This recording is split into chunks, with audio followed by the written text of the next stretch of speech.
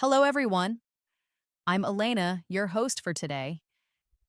If you're new here, I'd like to let you know that we upload a brand new English learning video every single day to help you improve your English quickly and confidently.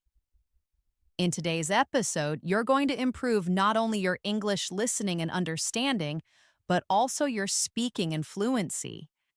Today's lesson is packed with value because we're focusing on a very useful and practical topic: 75 English phrases for daily conversations. These phrases are not only common, but they are also essential for sounding more natural and fluent when you speak English in your everyday life. Whether you're speaking with friends, ordering food, asking for help, or having a small talk at work or school, these phrases will give you the words and confidence you need to express yourself clearly. You'll also hear lots of practice examples so you can learn how to use each phrase naturally in real situations. I'll guide you through everything step by step with clear examples and practice exercises. So, by the end of this video, you'll feel more prepared and more confident in your daily conversations in English.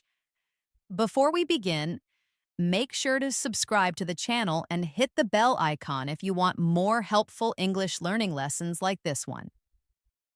All right, grab a pen and paper and let's get started. Let's begin with the phrase you will hear almost every day. How's it going? This phrase is a friendly and informal way to ask someone how they are. It's often used instead of "how are you" and sounds more relaxed and conversational.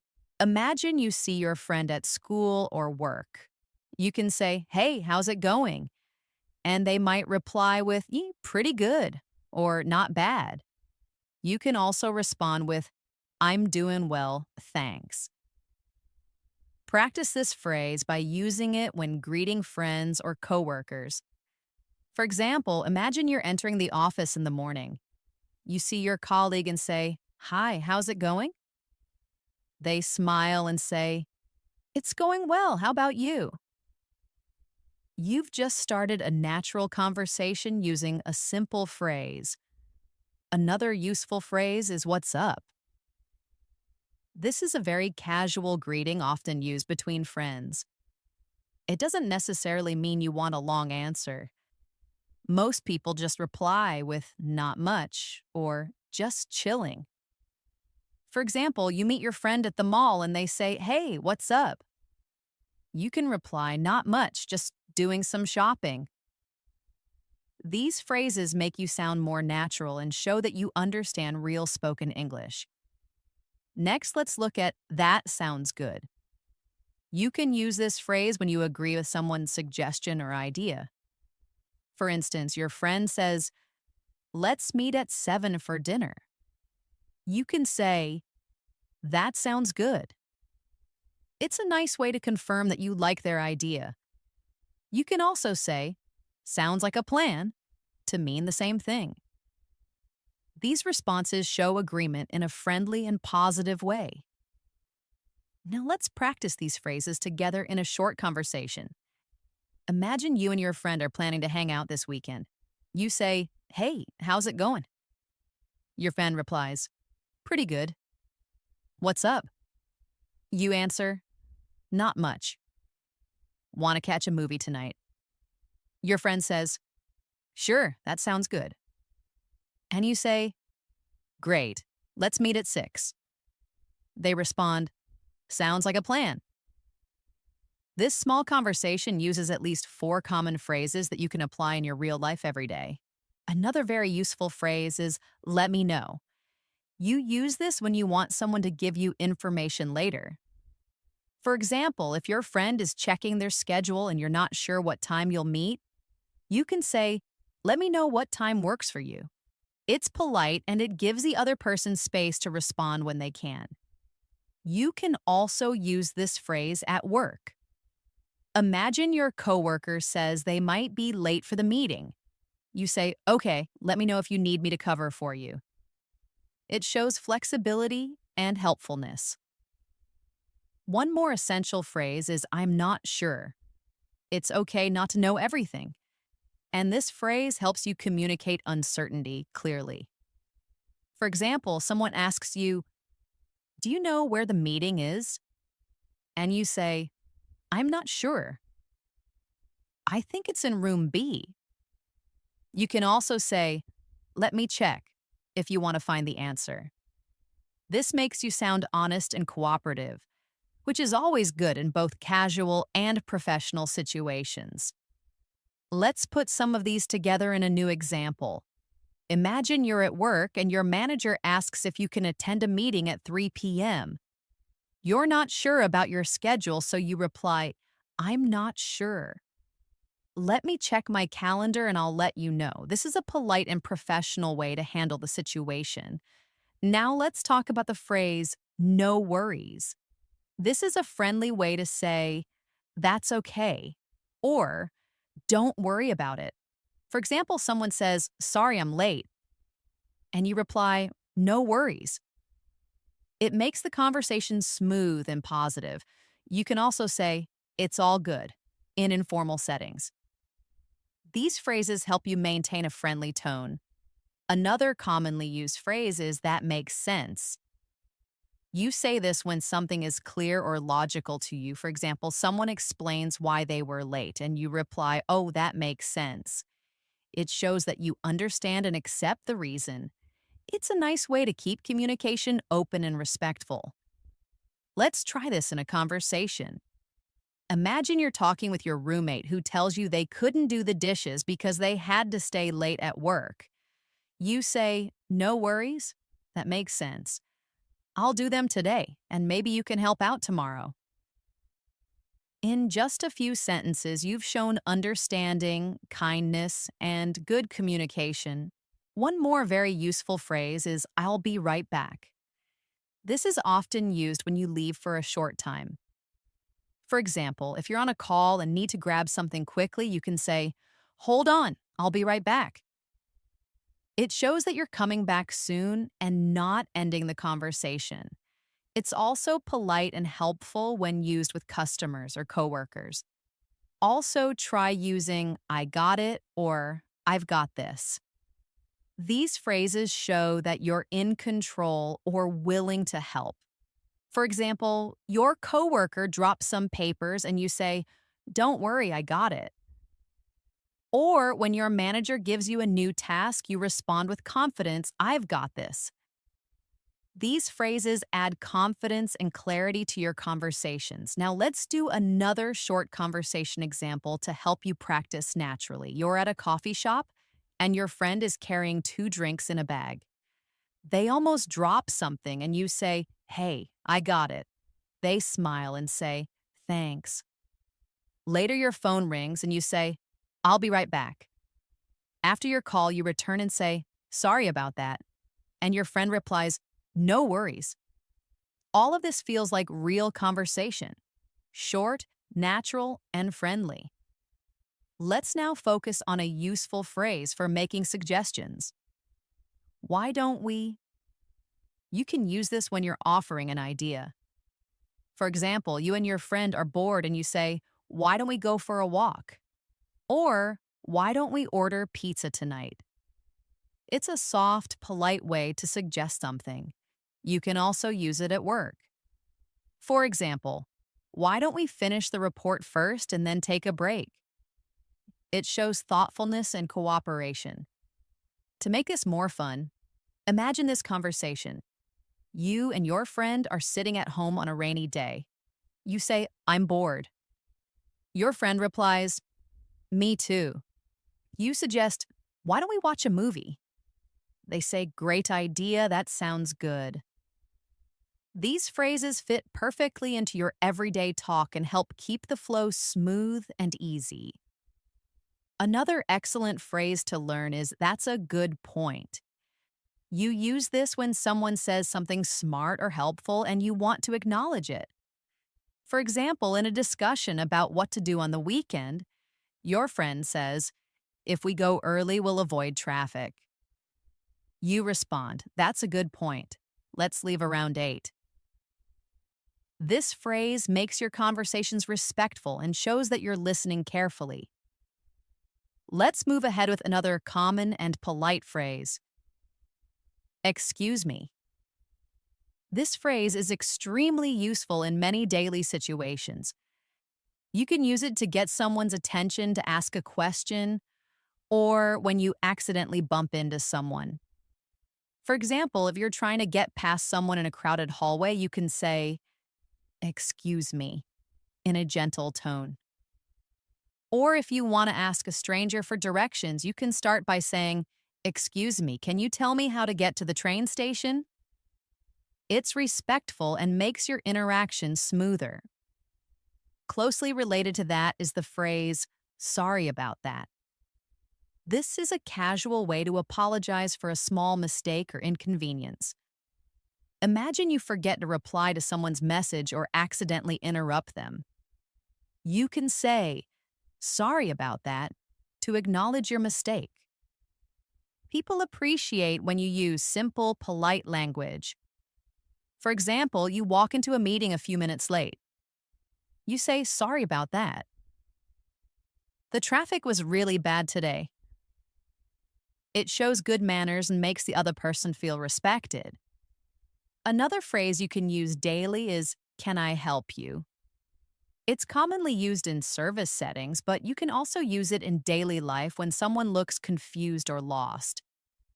If you see someone looking for something in a store or searching through papers in the office, you can say, "Can I help you?" It's a phrase that shows kindness and readiness to assist.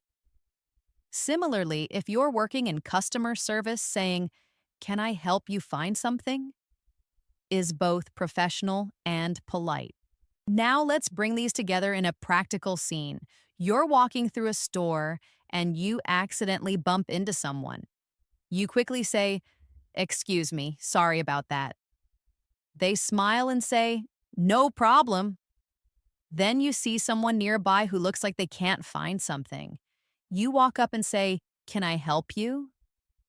This short example uses three useful phrases in one realistic situation, exactly how you would use them in everyday life. Let's look at another great phrase. That's interesting. You can use this when someone tells you something surprising, new, or thoughtful. For example, your friend tells you, "I'm learning how to bake French bread." And you say, "Oh, that's interesting." It keeps the conversation going and shows that you're engaged and paying attention. If you want to go deeper, you can follow up with, "Really? Tell me more." This adds depth to your interactions and helps you build stronger relationships through conversation. Now let's practice a short conversation using both of those phrases. Your friend says, "Did you know cats can recognize their names but often choose to ignore you?" You smile and say, "That's interesting. I didn't know that." Your friend adds, "Yeah, I saw it in a documentary." You follow up with, "Really? Tell me more." These responses are simple, but they create a flow that keeps the talk alive. Next, we have a phrase that shows you agree with someone. Exactly. This one word can be very powerful when you want to show that you totally understand or share someone's opinion. For example, your coworker says, "We really need to fix this problem before it gets worse." You nod and say, "Exactly." It shows that you're on the same page and helps build teamwork. You can also use absolutely or totally for the same purpose in casual situations. One more great phrase is "that's the plan." You can say this when confirming an idea or arrangement. For example, your friend says, "So we'll meet at 7 and have dinner first, right?" You can reply, "Yep, that's the plan." It adds confidence to your conversation and makes your communication more clear. Now let's talk about a phrase used to express surprise or concern. "Oh no." This is a common reaction when something unexpected or bad happens. For example, your friend says, "I missed my bus." and you respond, "Oh no, do you want me to give you a ride?" Or someone says, "I forgot my phone at the restaurant," and you say, "Oh no, that's not good." It's a short phrase, but it adds emotion and shows empathy. Let's create a scene for this. Your classmate says, "I completely forgot we had a quiz today." You reply, "Oh no, are you okay? Do you want to review together for a bit?" This shows not only concern, but also a willingness to help, which is a great quality in any conversation. Moving on, another important phrase is "I'm on it." You use this when someone asks you to do something and you want to show that you're starting immediately. Well, it's especially useful at work or during group projects. For example, your boss says, "Can you send me that report by noon?" You reply, "I'm on it." It's professional, direct, and shows reliability. Now let's talk about "by the way." This phrase is used to change the topic slightly or to add extra information. For example, you're talking to a friend about movies and you suddenly remember something. You say, "By the way, did you return my book?" It's also helpful in professional emails or meetings. "By the way, I'll be out of the office tomorrow." It allows you to introduce something new without sounding abrupt. Practice time. You and your friend are chatting about weekend plans. You say, I might go hiking this Saturday." Your friend says, "Sounds fun." "By the way, do you have the charger I lent you?" You reply, "Oh, yeah, I do. I'll bring it tomorrow." Smooth, natural conversation made easy by short, effective phrases. Let's now use "no problem." It's another way to say "you're welcome" or "don't worry about it." For example, someone says, "Thanks for helping me carry the groceries." You say, "No problem." It's cheerful and positive. You can also say "anytime" if you want to express that you're happy to help again in the future. Let's take it into a dialogue. Your neighbor says, "Thanks for watching my dog yesterday." You smile and say, "No problem. He was so cute." They say, "I really appreciate it." And you reply, "Anytime." See how naturally that flows? Another helpful phrase is "take your time." You say this when you want to tell someone they don't need to hurry. For example, your friend is choosing a meal at a restaurant and is unsure. You say, "Take your time, we're not in a rush." It shows patience and kindness. You can also use it when someone is feeling nervous. For instance, "Take your time, just explain it when you're ready." It helps make people feel more comfortable. Now imagine this short scene. You're helping your cousin fill out an online form. She's struggling to type fast. You say, "No worries, take your time." She smiles and continues calmly. Your words just made her feel better and more relaxed. Let's also learn the phrase, "let's catch up." This is often used when you want to reconnect with someone you haven't seen in a while. For example, you message an old friend and say, "Hey, it's been a while, let's catch up soon." It means you want to meet and talk about life. People often use it after time apart, maybe after a vacation, a busy work week, or even just after the weekend. Next, we have the phrase, "hang on." It's a short way to say, "wait a moment." You can say it when you're about to answer a call, find a document, or think before you respond.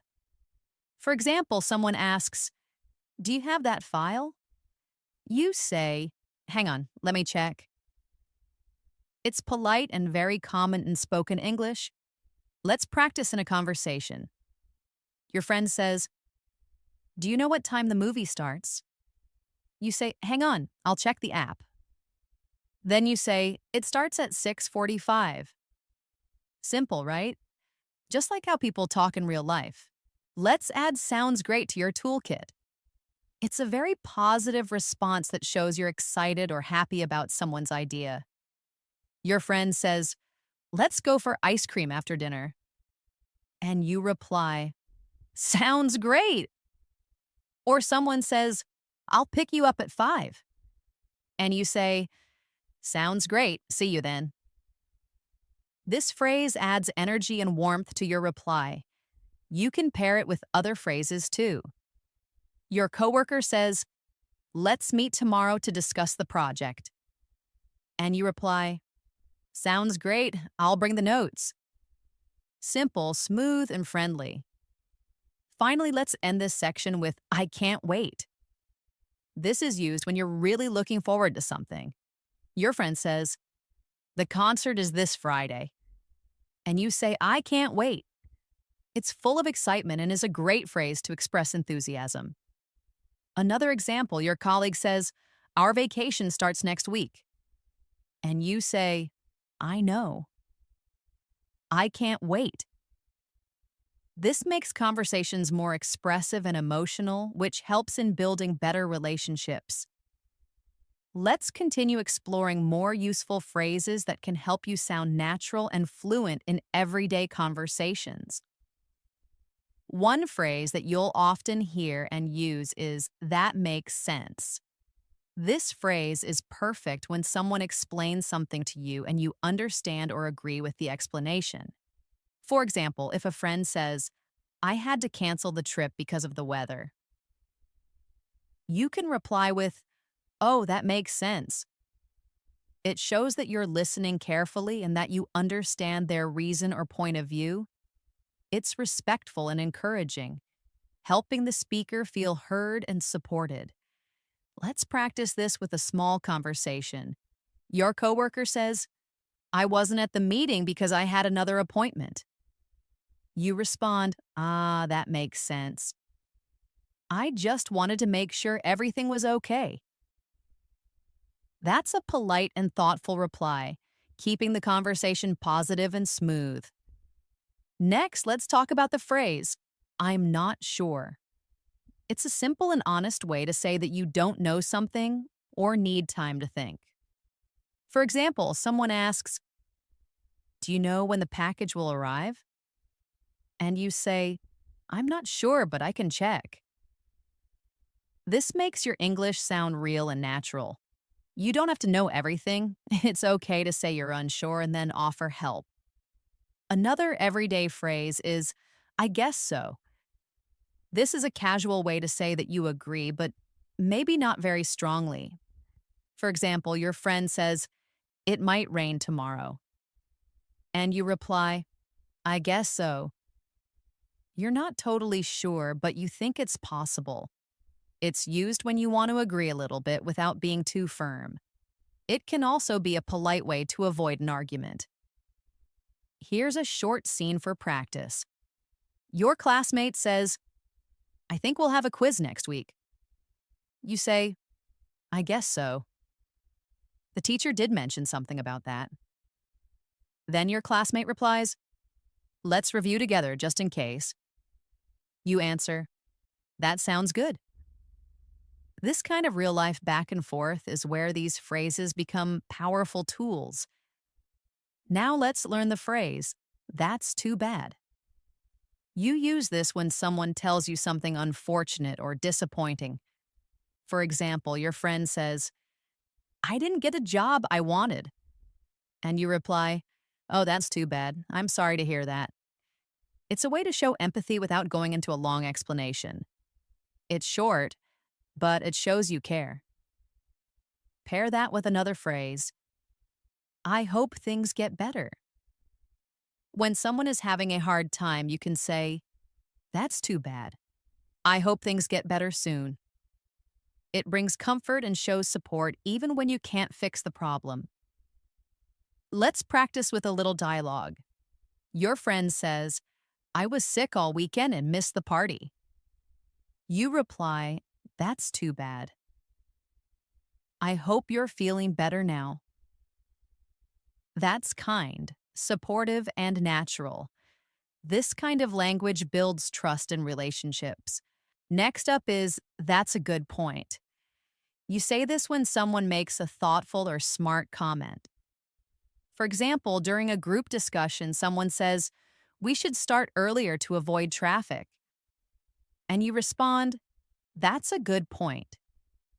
It shows that you're listening, understanding, and appreciating what others are saying.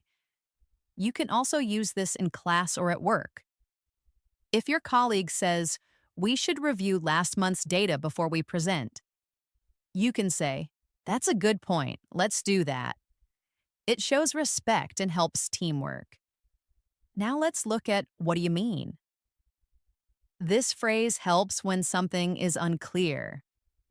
If someone says something confusing, you can politely ask, "What do you mean?" For example, your coworker says, "It's going to be tight," and you say, "What do you mean? Are we short on time or resources?" It helps clarify and avoid misunderstanding. Here's a realistic example. Your friend says, "It was kind of awkward." You reply, "What do you mean?" Then they explain, "Well, I didn't know anyone there, so I just stood alone." That's how you make a conversation deeper and clearer. Next phrase, "It doesn't matter." This is used when something is not important or when you want to let go of a small issue. If someone says, "I think I gave you the wrong paper," and it's no big deal, you can say, "It doesn't matter." It's relaxed and helps others feel at ease. Let's imagine you're at a cafe. You order coffee, but they give you tea instead.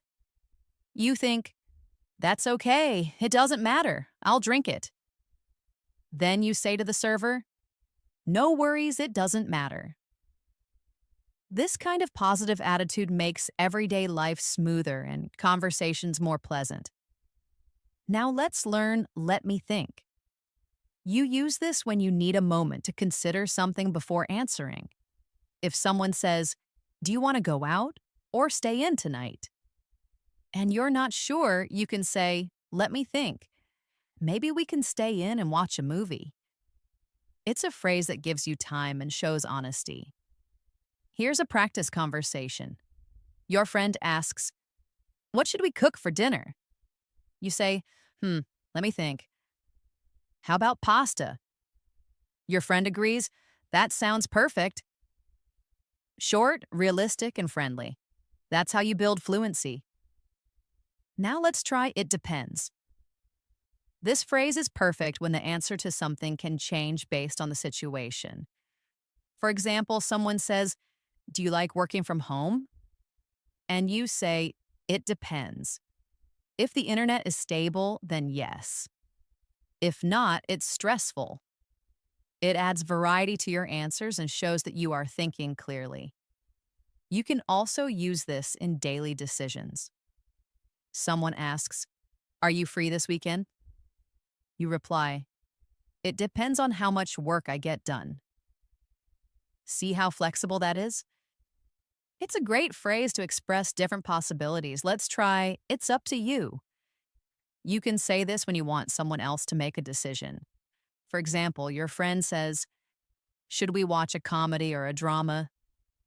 You reply, "It's up to you." I'm okay with either. It shows you're easygoing and open to suggestions. People like talking to someone who's flexible and not too controlling. Now we have "I'll be right back." This is helpful when you need to leave for a moment but want the person to know you're coming back. For example, you're at dinner and need to use the restroom. You say, "Excuse me, I'll be right back." It's polite and clear. You can also use this at work. You're in a meeting and need to grab a paper from another room. You say, "Hold on, I'll be right back with the report." That way, no one feels confused about where you went. Another useful phrase is "you never know." You say this when something might happen, even if it seems unlikely. For example, someone says, "I don't think I'll get that job." And you reply, "You never know, they might love your application." It gives hope and keeps the mood light. Try using it in casual chat. Your friend says, "I don't think I'll win the contest." You smile and say, "Hey, you never know." This small phrase can really lift someone's spirits. Now let's add, I'm just kidding.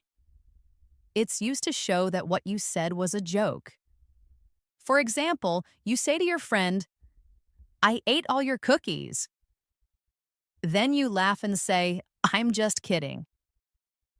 It's useful so people don't take you too seriously when you're joking. Another phrase for light conversation is no way. This is an excited reaction to something surprising. For example, your friend says, I met a celebrity yesterday. And you respond, no way, that's amazing. It makes you sound lively and involved. Let's now include, I'm used to it. You say this when something that was hard at first is now easy or normal. For example, waking up early was tough, but now I'm used to it. It's a great way to express your adjustment to new situations. Lastly, for this section, let's look at I don't feel like it. This means you don't want to do something right now. For example, your friend says, want to go out? And you reply, I don't feel like it today, maybe tomorrow. It's honest but still polite. Let's continue our journey with more practical phrases that you can use confidently in everyday conversations.